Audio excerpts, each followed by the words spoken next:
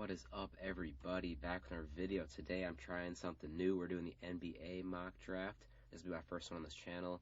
Stay tuned for my NFL mock draft coming out a few days before the draft. We're going to be dropping one of those because that is in just 8 days. Very excited for that. But let's hop right in.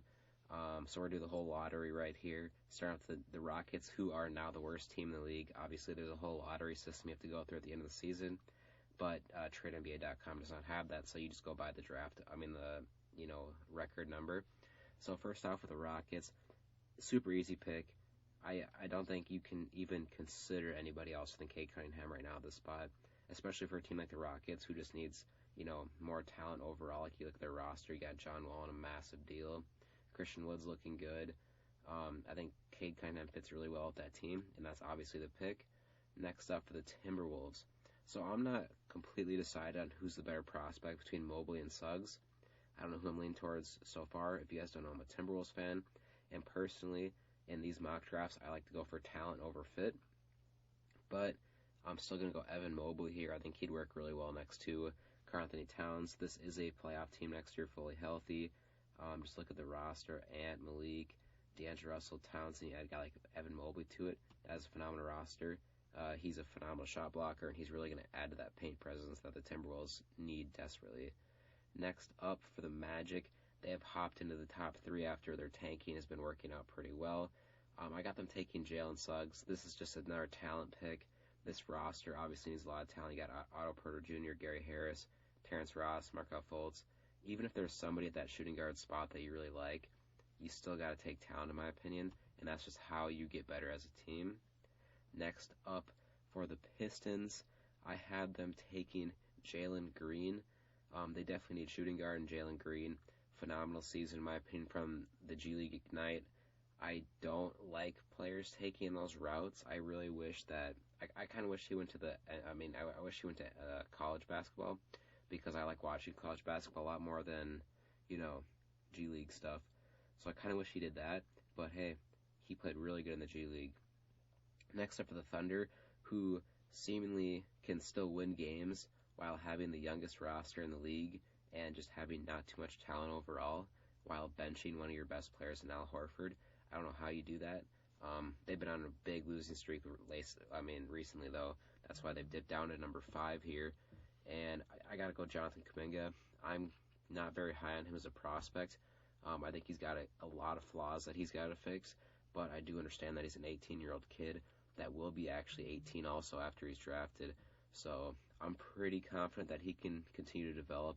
And with a team like the Thunder, their timeline definitely fits him, because next year there's no reason why they should be going for the playoffs or anything like that. So I could see them having their tanking year, which would work out for a young rookie, because then he'd get all the spotlight and time to shine and break through. Next up for the Cavs, I have got them taking Scotty Barnes. I really don't understand why ESPN has him ranked as the 10th best prospect. In my opinion, he's top 6 prospect. I should have just clicked on the TradeNBA.com consensus available players board, because theirs is a lot better. This one is really inaccurate. I don't understand how Franz Wagner is the 9th overall prospect to them. But hey, it's ESPN. You can't expect too much, I guess. But I'm definitely taking Scotty Barnes there. Phenomenal defender. You really could put this dude at point guard. If I'm being 100% honest with you, I wouldn't, but because he's more of a forward. But he was playing a lot of point guard last year as a 6'8" guy for Florida State, and he's just a phenomenal athletic defensive presence. He's really going to improve that Cavs team, and he can really, really, really work as a role player. And I think that's something he's going to specialize in, even though he definitely does have star potential. Next up for the Kings, I'm going to be going Jalen Johnson. I would be putting him at small forward there. You got Harrison Barnes, but that's all right. First year, Jalen Johnson, he can definitely come off the bench. I wouldn't expect him to start right away. He kind of dipped on Duke. I'm kind of a Duke fan, I guess you could say. I love watching Duke. Personally, the Gophers are obviously my favorite college basketball team, but I like watching Duke a lot, and that really sucked to see, top guy Jalen Johnson just decommit and just leave throughout the season, but he's still a top 10 prospect, no doubt. So he's going there, number 7 to the Kings. Next up for the Raptors, I have them taking Moses Moody, another player that's really slept on for some reason. I'm so confused why he's their 21th rated prospect on ESPN. I can promise you he's a top 10 guy. ESPN's really got to update their boards, looks like. But this kid is also super young. He's a 3-and-D prospect, fits in literally any system you put him in. Great shooter, obviously. Great hustle, great scorer at the basket.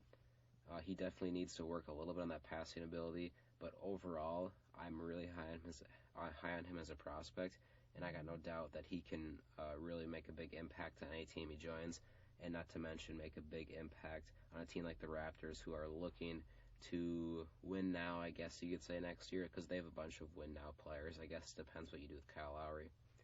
Next up, for the Magic, we're going to be going Sharif Cooper. Personally, I do think they need a point guard. I would have gone Davion Mitchell, but I think Cooper is more of a dominant passer, and I think the Magic would need that right off the bat. Davion Mitchell, in my opinion, could be the better prospect. I think ESPN's really high on him, too. I think he should be a little lower, but I think Davion Mitchell also makes sense, but I'm personally going to go Sharif Cooper right there because he's a phenomenal passing option, and he's getting 20 points a game with Auburn, and I just think he would contribute more to a Magic team that is looking to probably still tank next year too. Next up for the Wizards, this is a team that seems to be more of a win-now mode when you look at the players they have on their roster, unless you really think Bradley Beal is going to get shipped, which I personally don't. Plus Westbrook's locked up for 2 more years. So I'm going to try to take more of a win-now player, and I think that's Corey Kispert, probably the best shooter from Gonzaga. He'll run that small. I think he could definitely start for the Wizards next year. Maybe not right away, but definitely eventually throughout the season. He's definitely more of a win-now player because he was a senior last year at Gonzaga, so he's about 22 years old. He's older. And obviously with those older players, they don't have very high ceilings because they're already pretty much developed. Because you would so much rather take on an 18-year-old compared to a 22-year-old if you want to develop a guy a lot. But for a win-now team, Corey Kispert makes a lot of sense. And I think the Wizards should be considered win-now, even though I don't really think they're going to win too much. Next up for the Pelicans, I've got them taking Davion Mitchell. National champion now after Baylor had a phenomenal national championship win over Gonzaga. Personally, I think Lonzo Ball will be leaving that team in free agency. I believe he'll be an unrestricted free agent, but I honestly don't think the Pelicans will match whatever offer a different team sends, because I think there's going to be some very aggressive teams that want to offer him a lot of money. I mean, I don't blame him completely because he's a phenomenal playmaker and good defender right now who's still got tons of upside, but it's just a question if he's going to reach or not. And next up, we have the falling Keon Johnson. I've got him going to the Pacers. This isn't really a fit pick. This is just a straight-up talent pick because I have him falling a little bit in this draft, so I think that's kind of a steal. Usually you might see him go a few picks, maybe 2 or 3 picks higher. Not too much of a difference. Every single mock, you're going to see some dude fall. You're never going to have best player available going every single pick. But next up for the Warriors, I'm going to more of a sleeper pick. I'm going Isaiah Jackson. I think this adds tremendous rim protection, and the biggest point of drafting James Wiseman last year was so he could defend guys like the Nikola Jokic's and the Anthony Davises of the world. Obviously, you don't expect him to do that as a rookie, but he hasn't really shown that he's going to be a great defender in his future. Obviously, he hasn't played too much. He's played about 50 games this season. He's currently injured, unfortunately, which sucks to see. But I just haven't seen that defensive upside that people are talking about bringing him in. Plus, I mean, Isaiah Jackson does run a different position, so it won't affect Wiseman too much. And then you've a guy like Draymond Green, who's getting a little older, but I think he's still extremely effective. But I would definitely go Isaiah Jackson right here. Next up for the Spurs, and this will be the last pick, I have them taking a shooting guard that I think fell a little bit in this one too. Another player that ESPN has ranked really low. If I showed you guys the TradeNBA.com consensus available top players, it looks a lot different. They have Book Knight rated at number 10, I believe, which makes more sense. I would put him lower than that still, but I think he's a guy who could fall in the lottery to out of the lottery just by a little bit. He's more of a mid-first rounder to me, but I would take him with the Spurs because I think shooting guard is definitely a need for them right now. And at some points, you got to take needs. Personally, if you, at least in the top 3 picks, I don't think you take need at all. You take talent. So, I mean, that's it for this mock draft. Let me know what you think in the comments below. I'll progressively make longer mocks as I go. This was only the first 14 picks. If I made a whole first round mock draft, that would probably be like a 30-minute video, so we'll see how that goes. But I really enjoy doing these types of rankings. Next video, you're probably going to see me use Trade NBA's consensus board because it's a lot better. It's more updated. So, because I hate ESPN's consensus board. They got, like, their top few players on there, makes sense, but then after that, it kind of just falls off. So we'll see what happens there, but you can pause the screen if you want to check out these picks.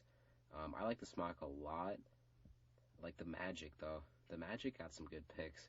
If there was one pick that I would maybe consider changing, though, I would maybe take Davion Mitchell at 9, but I think Sharif Cooper makes a lot of sense for the Magic. So maybe next mock you see me change there, but definitely comment some opinions, and I'll see you guys in the next one. Peace.